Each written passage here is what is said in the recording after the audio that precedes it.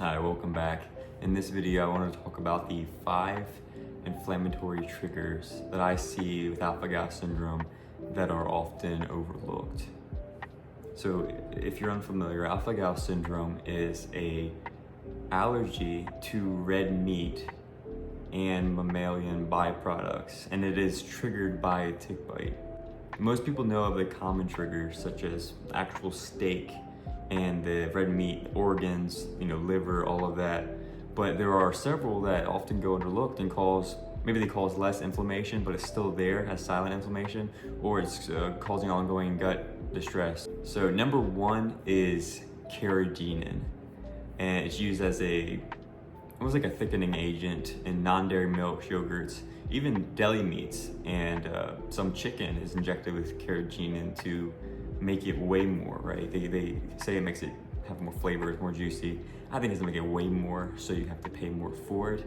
But either way, carrageenan comes from a red algae. It's a gelatinous substance, and it's a known carcinogen. Like, it causes cancer and it causes digestive issues as well. So carrageenan isn't good, and this could be one of the things causing your digestive issues. Number 2 is gelatin, and it's everywhere. It's in marshmallows, gummies.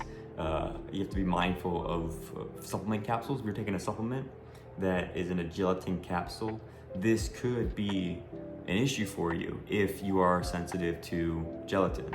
Not everyone with alpha-gal syndrome is going to be reactive to all the byproducts, but this is definitely one that I see people reacting to that you might want to consider if you're having symptoms that you can't figure out where they're coming from.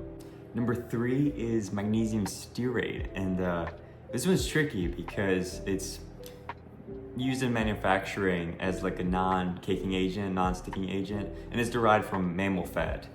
If it is animal sourced, right? There are magnesium stearates that are vegetable sourced, and in some cases the manufacturer will have that listed on the label, say if it's vegetable sourced or animal sourced.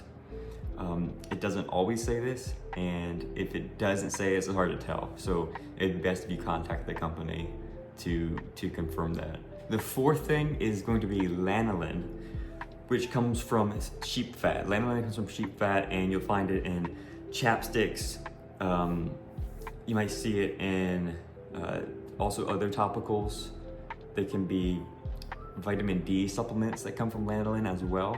So this is where you want to look for plant-based alternatives to vitamin D supplementation, because if you're reactive to lanolin, then that could be an issue. The last thing is going to be lard and unknown sources as well.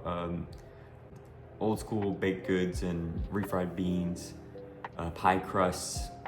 If anything says natural flavoring or shortening, it could have lard in it or be cross-contaminated with lard. And you always want to ask what's the source, right? And if you're going to a restaurant, you need to make sure they don't cook in lard, and you have to ask that. So with those things being said, if you are still struggling with flare-ups and mystery symptoms and stalled progress, then these hidden inflammatory triggers might be part of your issue. And it also could be other imbalances caused by having allergic reactions as well. So if you want more tips like this, subscribe. And if you want to work with me one-on-one for personalized support and consulting, send me an email. That'd be holisticgabe@gmail.com. So I will see you next time.